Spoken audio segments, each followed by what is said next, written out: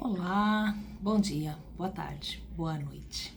Que Jesus nos ampare e nos fortaleça no nosso aprendizado do Evangelho, sobretudo que a gente comece a colocar em prática, tudo que a gente lê e a gente aprende. E o nosso texto hoje é do livro Vinha de Luz, psicografado por Francisco Cândido Xavier, pelo Espírito Emmanuel, capítulo 29, chama-se Guardemos o Coração. Começa com um trecho de uma carta de Tiago, capítulo 1, versículo 8, que diz assim: o homem de coração dobre é inconstante em todos os seus caminhos. Coração dobre é um coração inconstante. Às vezes a gente acha que foi escrito errado, né? Que deveria ser coração pobre, mas coração dobre é aquele que se dobra a todas as coisas que acontecem ao redor. Então ele vai levado ao sabor do vento. E em geral é muito inconstante e costuma se levar muito pelas emoções e se perde no caminho. E é sobre isso que a gente vai falar. Emmanuel diz assim: urge reconhecer que no sentimento reside o controle da vida. Se a gente não aprender a controlar as nossas emoções, e elas não surgem no coração, como a gente fala aqui, guardemos o coração, mas as nossas emoções surgem no nosso cérebro. Então é ele que a gente precisa domesticar. Na romagem terrestre, múltiplos são os caminhos que conduzem ao aperfeiçoamento. Fartura e escassez, formosura e fealdade, alegria e sofrimento, liberdade e tolimento podem aliciar excelentes possibilidades de realização humana para a espiritualidade superior. Ou seja, existem diversas maneiras da gente aprender e crescer. Às vezes a gente aprende com alegria, outras vezes com sofrimento, às vezes com a liberdade, às vezes com a falta dela. A gente pode alimentar o nosso espírito sendo rico, sendo pobre, tendo beleza, sendo mais feinho. De todas as coisas que acontecem na nossa vida, a gente pode tirar uma boa lição para o nosso crescimento. Depende de como a gente encara isso, de como o nosso coração vai levar a gente a fazer. Ele diz: o homem de coração dobre, porém, é infiel às bênçãos divinas em todos os setores da luta construtiva. Aquele de coração inconstante não consegue entender ou aprender sobre as lições que estão aparecendo na sua vida. E ele diz: se recebe talentos da riqueza terrestre, entrega-se comumente às alucinações da vaidade. Aquele que tem muito dinheiro, ao invés de usar para transformar o ambiente ao redor e trazer riqueza para todo mundo ao redor, em geral ele se perde em alucinações de vaidade, de gasto, de desvarios e sempre acarreta o mal. Se detém os dons da pobreza, liga-se quase sempre aos monstros da inconformação. E aí não se conforma da situação de não ter recursos e inveja aqueles que têm e procura um meio de tirar dessas pessoas o bem que elas têm sem o esforço do trabalho. É óbvio que a gente não precisa se conformar com as nossas dificuldades, com a nossa escassez, mas a gente precisa encontrar um método através do trabalho, através do esforço, da construção dos nossos próprios bens de maneira honesta, de maneira correta, fiel aos nossos princípios cristãos. Se possui belo corpo, dá-se em via de regra aos excessos destruidores. E a gente tem hoje muito acontecendo isso. As pessoas já com um corpo saudável, porque a beleza do corpo não é exatamente ela ficar bonita numa foto ou ela chamar a atenção. A beleza do corpo tem a ver com a saúde que ela proporciona para que o nosso espírito possa aprender e evoluir. Não é? O corpo nada mais é do que um vaso para o nosso espírito. Então é importante que ele esteja saudável, é importante que ele seja útil. E nesse ponto ele é belo. E muitas vezes, claro, ele chama a atenção dos outros, mas isso não deveria ser o nosso foco. Se dispõe de vaso orgânico defeituoso, na maioria dos casos perde o tempo em desespero inútil. E aí a gente não é lá tão bonito, e aí a gente tem alguma dificuldade, tem alguma deficiência e a gente passa a vida infeliz e reclamando dessa dificuldade, ao invés de pegar as outras armas que a gente tem, as outras condições saudáveis que a gente tem para tentar minimizar esse problema e aí seguir a nossa caminhada para melhor. No prazer é incontido.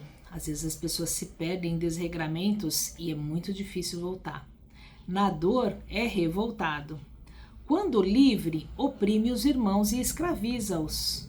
Quando subalterno, perturba os semelhantes e insinua a indisciplina.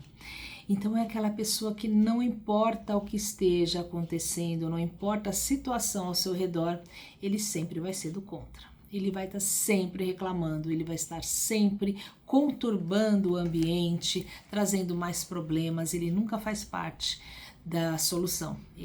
Muitas vezes ele é o problema. O sentimento é o santuário da criatura. Sem luz aí dentro é impossível refletir a paz luminosa que flui incessantemente de cima. A gente precisa aprender a jogar com as peças que a gente tem, em todos os sentidos. Às vezes com muito mais dificuldade, às vezes com alguma qualidade, algum benefício que a gente recebe no caminho, mas sem dúvida nenhuma a gente precisa lutar com as armas que a gente tem. E quando a gente entende isso e a gente começa a dominar as nossas emoções e entender que as situações que ocorrem para todos nós, em todas as dificuldades. Às vezes a gente fica invejando uma pessoa que parece ter muitos recursos, mas ela está lá lutando com outras dificuldades, trabalhando outro tipo de aprendizado. E a gente um dia provavelmente vai passar por essa situação. Então a gente precisa aprender a florescer onde Deus nos plantou. Essa é a mensagem. A gente precisa aprender a tirar o melhor das situações que a vida nos coloca. E ele diz: ofereçamos ao Senhor um coração firme e terno para as divinas mãos possam nele gravar os augustos desígnios. Atendida semelhante disposição em nossa vida íntima, encontraremos em todos os caminhos o abençoado lugar de cooperadores da divina vontade. E diz Jesus, paz na terra aos homens de boa vontade, aqueles que se dispõem a trabalhar, a crescer e a mudar o ambiente ao redor de onde estiverem, independente das ferramentas que possuem. E é assim que a gente tem que tentar caminhar e levar a nossa vida, porque a inconformação não nos traz resultado. A preguiça, a vaidade, o nosso egoísmo, tudo isso atrapalha o nosso crescimento. É difícil? Sem dúvida nenhuma. Se fosse fácil a gente não estaria aqui. Mas é preciso fazer essa construção, tijolinho por tijolinho, com as dificuldades do caminho, errando às vezes, sim, não somos perfeitos, mas retomando a caminhada e entendendo que a partir do momento que nós tenhamos o controle de nós mesmos, que a gente tem as nossas emoções colocadas no lugar delas, para que a gente disponha delas como achar que deve no momento correto, o nosso coração fica livre, os nossos pensamentos se acalmam e a gente consegue enxergar o caminho e as soluções com muito mais clareza. Então vamos trabalhar para isso, controlar os nossos sentimentos para que eles possam florescer através do Evangelho. Muita paz para nós. E a gente sempre lembra das nossas vibrações, porque vibração é emanação de pensamentos de luz para quem caminha ao nosso lado. E aí a gente pede por todas as pessoas que a gente tem ao nosso redor, que se estão doentes, que sofrem de alguma forma, que elas recebam o nosso pensamento de paz e de luz e de amor, de fortalecimento. A gente pede por aqueles que sofrem por qualquer ser que seja o mal, às vezes pela fome, às vezes pelo frio, aqueles que estão abandonados nas ruas, aqueles que sofrem de alguma maneira pela falta de recursos, por aqueles que sofrem com os excessos, por aqueles que estão doentes nos hospitais, por aqueles que estão nos orfanatos, por aqueles que se perderam no caminho dos vícios, da violência, que todos eles reencontrem no Evangelho um caminho de amor e de paz para seguir. E a gente faz vibrações pelos nossos queridos, aqueles que estão mais próximos de nós, que possam ser envolvidos em muito amor, em muita paz e em muita fé. A gente pede pelo nosso lar, pedindo que os nossos amigos do alto, para que Jesus entre e ilumine cada recanto. E a gente pede por nós mesmos, para que tenhamos o fortalecimento, a coragem e a disposição necessária para mudar em nós as nossas más tendências e caminhar segundo o Evangelho, porque certamente Ele nos trará a paz, a alegria e a fé que tanto precisamos. E a gente sempre deixa uma vibração em branco com muita luz e com muita fé para ser levada aonde for mais necessário.